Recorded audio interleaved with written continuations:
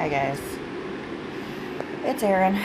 So today I am talking to you from the confines of my messy unmade bed because my lower back on the right side into the right side of my buttock is screaming. So there will be no sitting, more of a laying, lounging position today, at least for now. Hopefully later I can sit, but so you didn't see the bump yesterday, so we'll show you the bump real quick. Just in case anybody was curious, it's flipping huge. So, and I look like I have 12 chins right now, but nobody's perfect. God, that's just disturbing. Don't you hate that? You think you look good, right? You look at yourself in the mirror and you're like, yeah, I got it going on today, right? Yeah. No. Then you bust out your phone, or somebody else busts out a phone, and you see yourself captured on a screen, and you're like, oh dear God, what was I thinking? Why did I leave the house today? I'm hideous. Oh, the struggle is real. Every time I try to take a picture of myself. My sister, she's very good with taking pictures, angles, and making people look good. Still not happy with the pictures she takes of me. I look at it and I go, I look disgusting. And she goes, really? You don't like that one? And I'm like, no. Because you'll never look as good in the picture as you thought you looked in your mind. So, you're just going to look wrong. Who knows why. So, yeah, you can really see the gray in my hair today. Ooh, baby. Yeah, I don't have a lot of blonde left in my hair. I was born a natural blonde. It was really rather great for a while. And then, when I turned 18, I started bleaching it because, well, it wasn't blonde enough. I wanted to be blonder. I grew up in the 80s.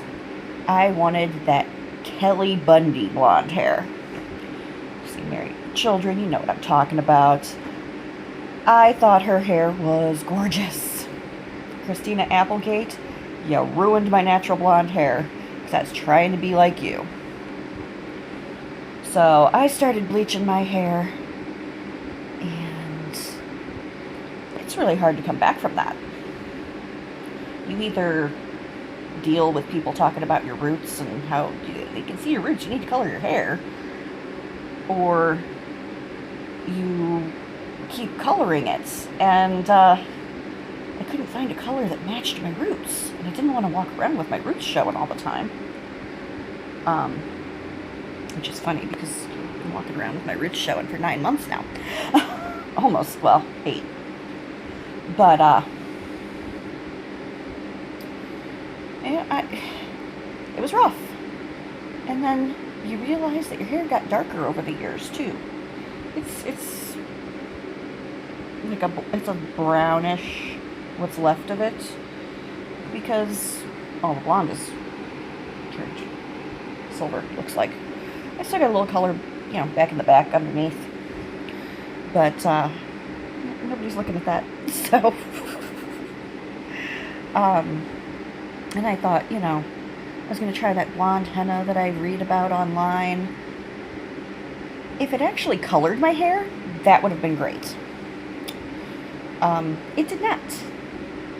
I thought it did, because I had low light in my home, and everything looks golden colored.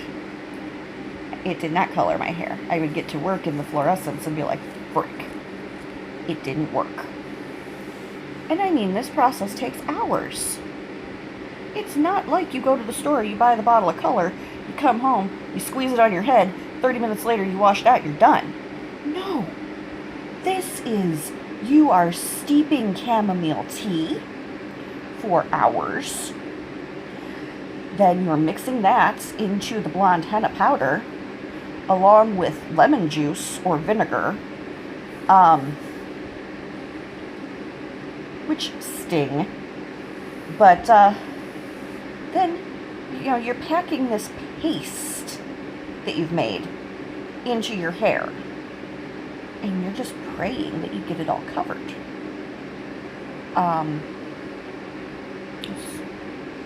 You have to leave it sit like overnight. So you have to wrap your head. I usually used a plastic grocery store bag and a hair tie.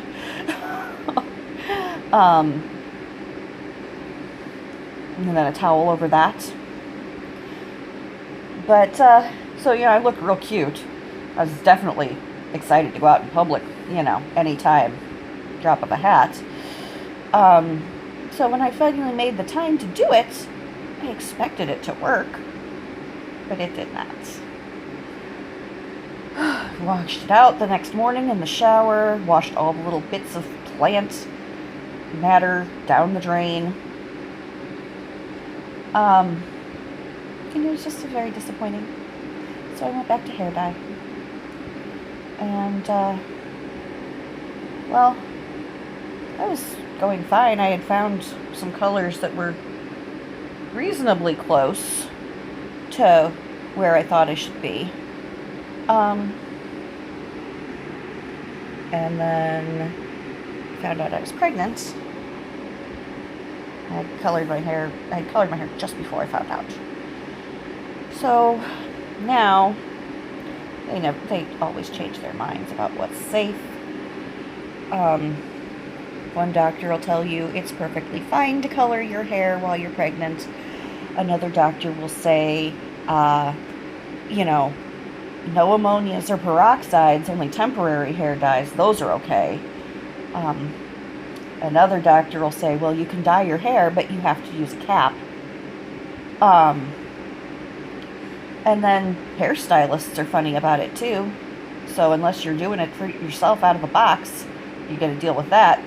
You're like, well, I'll color your hair, but only with a cap, or I won't color your hair, or I'll only do highlights with foil in your hair because I'm afraid of getting it on your scalp and hurting the baby. So it's so much simpler to just walk around with gray hair for 9 months. Do I like it? No. Am I fed up with it? Oh yeah. Really thinking I'm gonna go to the Walgreens or the CVS or the dollar store or wherever I can find an appropriate color.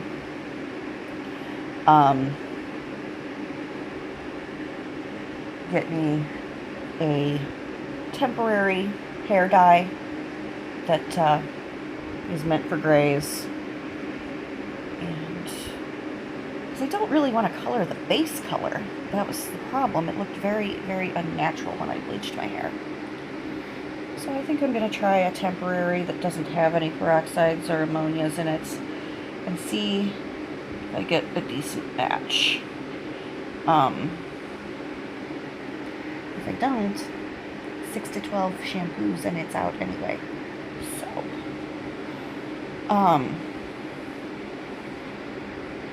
that's the thoughts for today, I guess. Because my goodness sakes, that is a lot of gray hair. I mean,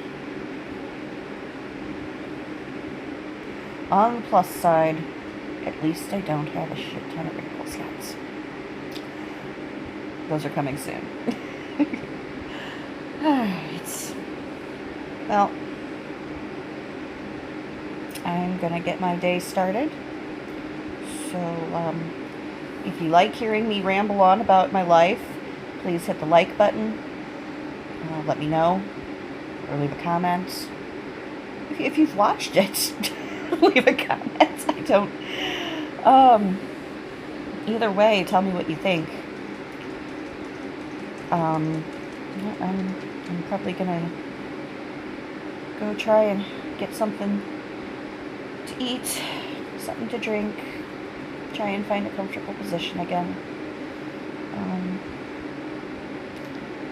Maybe play some Sims. My secret addiction. Don't smoke, I don't drink, but I play video games. Alright. So I will talk to you later.